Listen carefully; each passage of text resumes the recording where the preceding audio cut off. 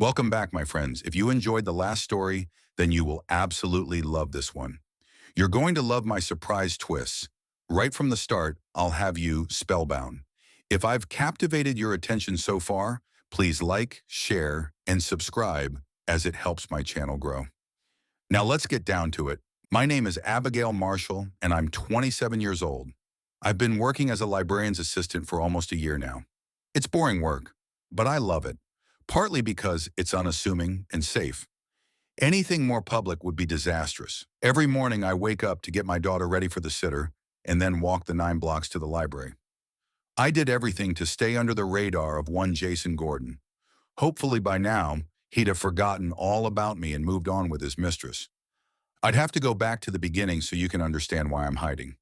2 years ago, I was working as a hostess at my father's restaurant and casino in Atlantic City. It wasn't as big or popular as the other establishments on the strip, but we did okay. The day Jason Gordon walked in changed my entire life. 3 weeks after that day, we were married. My father had made some mistakes in his life. When he bought the casino, most of the casino's gaming tables were rigged, and before I could convince him to run an honest place, Jason Gordon's father had come in and lost his life savings, his home, and later, I would learn that he ended his life. Jason was fresh out of university then, hardly powerful enough to do anything about it. Besides, he was busy taking over being man of the house and starting over with a mother who was completely devastated. I was 16 when it happened, and that day I was there at the casino. It was my birthday, and my parents threw me a birthday bash. In one of the smaller gaming rooms, we played at the roulette tables and slot machines. I got curious and wandered around the other gaming areas. That's when I witnessed Jason's father lose everything. It was also when I realized how far my father had fallen. Shortly afterward, my mother finally convinced him to sweep the place and go legit. I married Jason because I wanted to get away from my father, away from the toxic relationship we had.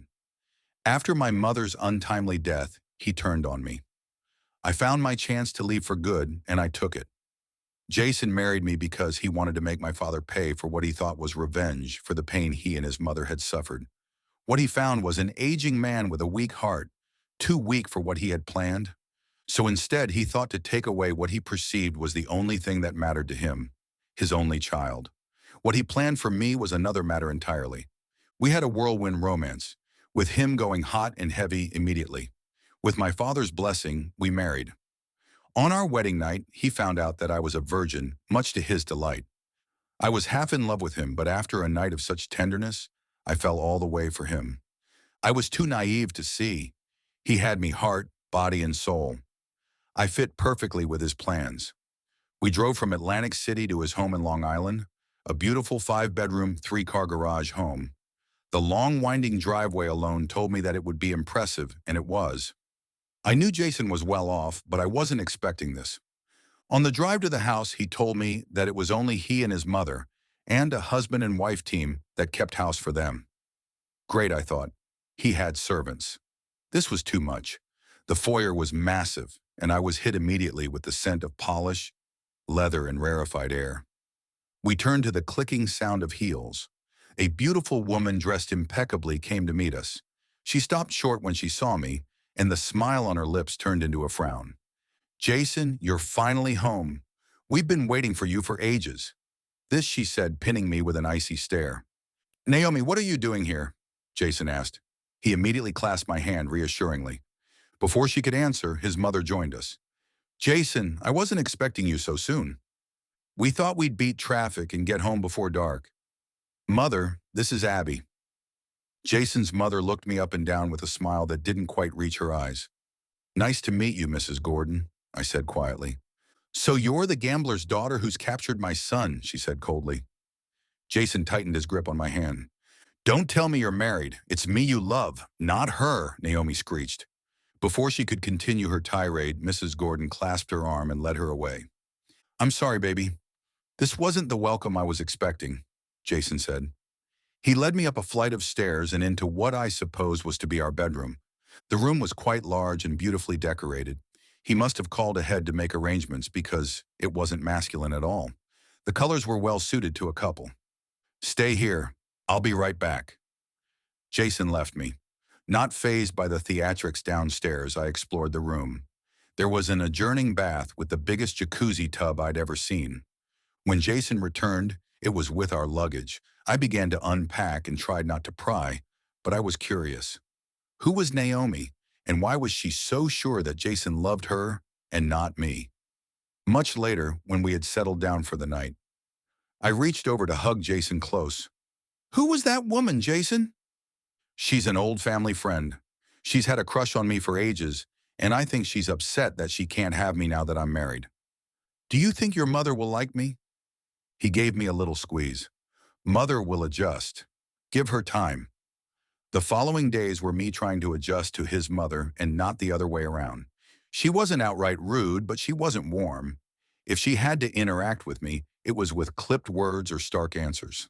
By week 3, Jason had turned cold. I could count on one hand how many passionate encounters we'd had. By 7 in the morning, he was out to work. His mother made it her business to have her breakfast in her room, and I was left on my own. Monday morning on week 4, Jason stayed home. He told me that we were going to spend the day together and later go out to eat. I was overjoyed. He told me to get dressed and would meet me downstairs for breakfast. I dressed in one of the many outfits he'd bought me. He was always buying me things. I believe it was to keep me from completely losing my mind. He took me first to see a doctor. He said that he wanted to prevent a pregnancy. We hadn't discussed starting a family, and I guess this was him making sure it didn't happen. We explored Manhattan and had dinner at the Flatiron on the East Side. I was quiet on the drive back because I was beginning to question his motives. I wasn't too upset about the doctor visit, just that he hadn't discussed it with me. A child so early in our marriage wasn't something I wanted either. Most weekends, Jason was out early going to the gym. Then he would return and lock himself in his home office. The weather was mild and I took to walking around the grounds. There was a lovely garden with beautiful flowers. I occupied myself with those walks and reading in the library. One Saturday morning, Jason got up to go to the gym as always. I was bored out of my mind and decided to call my father. My cell phone was dead, so I picked up the house phone to make the call. "Jason, I don't know how much longer I can tolerate that woman in my house. You promised that it wouldn't be much longer. Mother, don't worry. It will be over soon. I need to make some arrangements, and then she'll be gone." I held my breath and put the receiver down as quietly as I could. I didn't want to hear more. My heart was pounding in my chest. I knew Jason's mother didn't like me, and I had tried to accept that. However, whatever Jason planned to get rid of me scared me. I didn't know what to do, and I didn't know how much time I had before he did whatever it is he planned. Jason returned later in a great mood. He told me that he had a surprise for me, that he wanted me to come outside. I followed him out to find a mid-size SUV with a big white bow on the hood. I looked at him and smiled. "Is that for me?" I asked. "Yes, love. I'm at work all day and Mother's out too. You're left all alone in the house and bored. I figured if you had a car, you wouldn't be stuck in the house. I wouldn't have to take you shopping if you needed to. What do you think? Do you like it?" Before I could stop myself, I was rushing into his arms, hugging and kissing him. "Thank you. Thank you." The flatbed driver smiled at my display as he lowered the car onto the driveway. That week, I was content to drive and explore. I drove into the city and got out to have lunch at a diner. I had to wait for a table, but I was content to wait at the counter. I turned to look around and froze.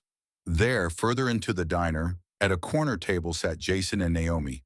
They were sitting side by side, talking and smiling, and he leaned over to place a kiss on her lips. I got up and left. That was when I felt dizzy and nauseous. I went back to the house and locked myself in the bathroom. I took out the pregnancy test I'd bought a few days ago, when Jason had taken me shopping for essentials.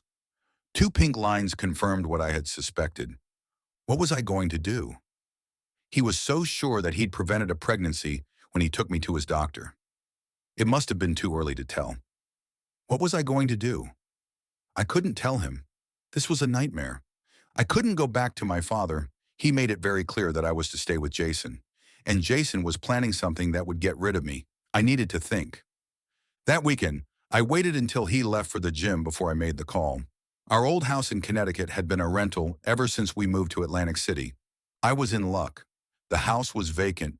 The real estate agent said that he had been trying to reach my father for over a month. He wanted to know if he should show it. This was my saving grace. I planned secretly. I had my savings and I had transportation. One evening after seeing Jason with his mistress, he came home saying that it was time his friends and colleagues met his wife. Mrs. Gordon jumped at the idea, insisting that they throw a dinner party. I sat back and listened to their preparations. Not once did they ask my opinion. It was as if I was invisible. The party was for the weekend, exactly 2 weeks after I found out about his affair. Mrs. Gordon was excited and turned into a tyrant as she gave orders to the caterers. The night of the party, I dressed accordingly in an emerald green calf-length dress. I looked nice, and my secret was still a secret. The party was in full swing when Naomi made her entrance. She was everything I wasn't, blonde, blue-eyed, and she knew everyone. I didn't know if she was invited or if she was crashing the party. The way Mrs. Gordon greeted her told me that she was invited. That also told me that she knew all about her son and his affair. It was no wonder she couldn't stand me. Naomi was more of what she wanted in a daughter-in-law. Did I mention that I was biracial? I felt snubbed the night I entered the house with Jason. His mother didn't even try to hide her surprise. The icing on the cake, as it were, was the conversation I'd overheard between some of the guests and Mrs. Gordon. How could he throw the past in your face like that? How could he marry a gambler's daughter? How can you even look at her? A gambler's daughter. That's what she called me that first night. I watched the color drain from her face as she walked away from the woman who'd asked her those questions. I finally understood after I'd overheard two others whispering. That man I saw all those years ago, who had lost everything, came home and killed himself, was Jason's father. Now I understood why his mother hated me and what my part in all of this was.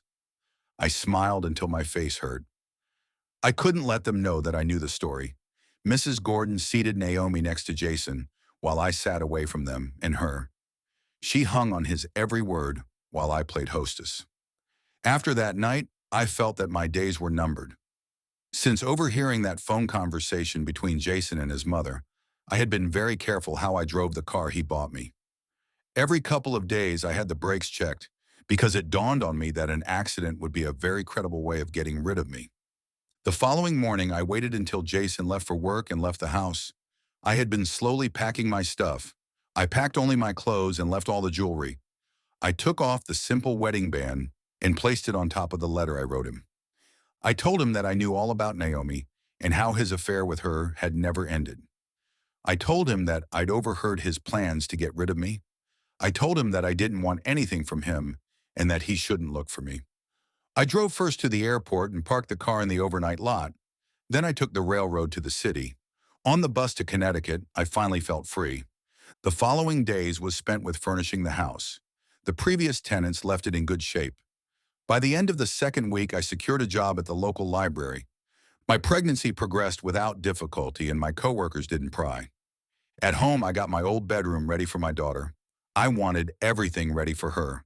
I read every book I could about childbirth and labor. My obstetrician was pleased with me. I wanted to experience everything about motherhood, so when I elected to nurse, he commended me. My supervisor forced me to take my leave a few weeks before my due date. She insisted that I'd need the time not only to prepare, but to rest. I was making lunch when I felt the first twinges of labor. I didn't eat and waited to see if I was truly in labor.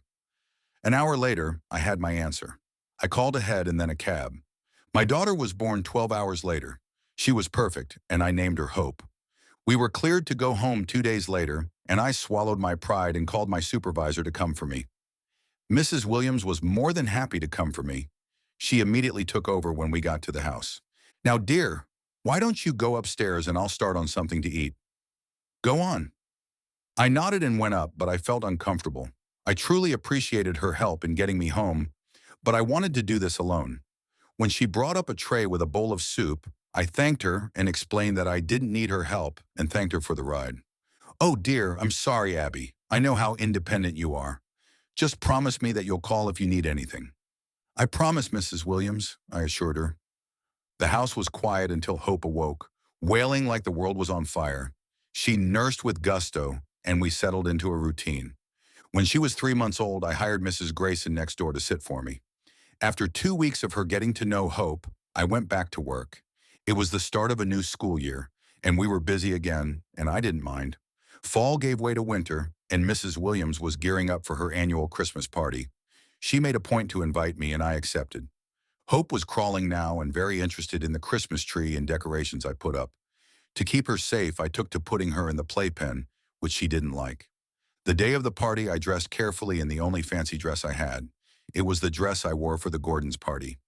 I shook off the little anxiety attack I experienced and waited for Mrs. Williams' husband to come for me. He told me that he and his wife threw the party every year, and he played Santa. Just as he was parking the car, he leaned over to warn me of his wife's tendency to matchmake.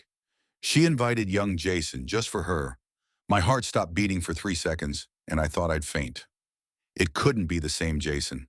From what I know of him, these down-to-earth people couldn't possibly be friends of his. And with that thought in mind, I got out of the car.